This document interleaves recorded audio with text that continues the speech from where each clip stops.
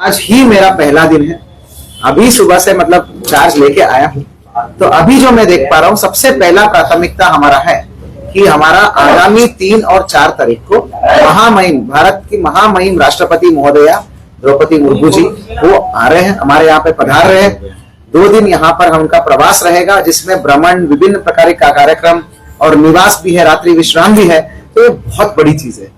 भारत में सबसे बड़ी चीज होती है राष्ट्रपति का विजिट और भ्रमण और आपका प्रवास होता है। तो मेरे यहाँ पे हमारी पूरी पुलिस टीम के सामने यही चैलेंज है, राष्ट्रपति महोदय का प्रवास में सकुशल संपन्न कराना, जिसमें सभी सारे विभागों की व्यवस्था करनी पड़ती है, उन विभागों के साथ कोऑर्डिनेशन करना पड़ती है। सुरक्षा, व्यवस्था, सुविधा और कोऑर्डिनेशन, ये चारों को लेकर हमको ये करना पड़ता है। सबसे बड़ा चैलेंज तो यही है और इसको लेकर आज मैं एक प्रेस नोट जारी करने को भी बोला हूं।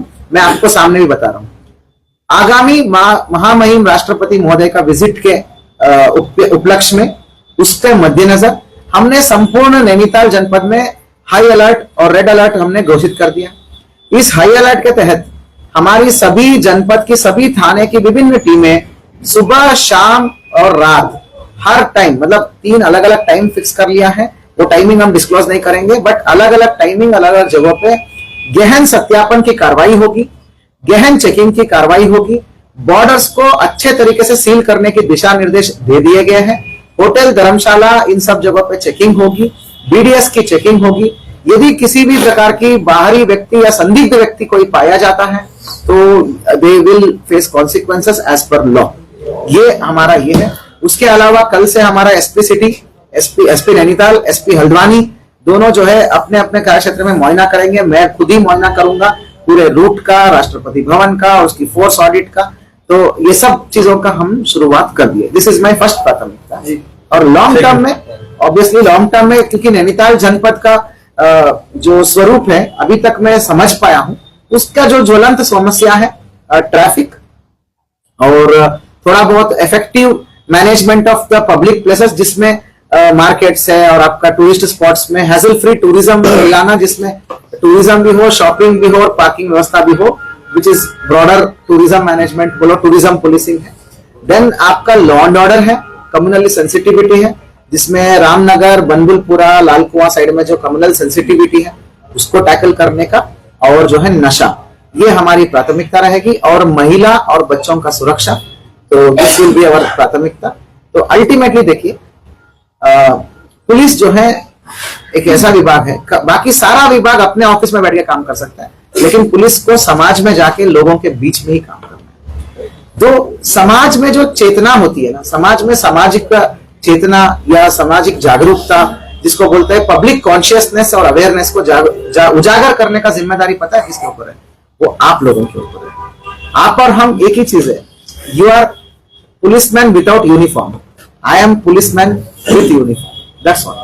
तो आपको सामाजिक चेतना को जगाना, ये सब चीजें करना, और लोगों में जो है सिविक सेंस हो गया, लॉ के प्रति, रूल्स के प्रति अवेयरनेस हो गया, और नशे के विरुद्ध अवेयरनेस हो गया, ये सब आप ही को फैलाना है, आप ही को इसको ब्रॉडकास्ट करना है। और जहां कुछ पनप रहा है वो हमें बताना और साथ मिलकर काम करना, जिसमें क्या है, आप कुछ उजागर करोगे, इतना ज्यादा भी उजागर नहीं करोगे कि जिससे वो भाग जाए, हल्का सा उजागर कर लिया, संबंधित थाना को और हम लोगों को ला दिया, और हमारी कार्रवाई जो है उसके बाद फॉलोअप भी ले लिया। ऐसा करते करते एक बेहतर समाज को निर्माण करना हमारा काम है। तो अल्टीमेट काम तो यही है। उसके बीच में तो आते रहेंगे क्राइम, लॉ एंड ऑर्डर आते रहेंगे, बट अल्टीमेटली हमको सब मिलकर ये काम हासिल करना है।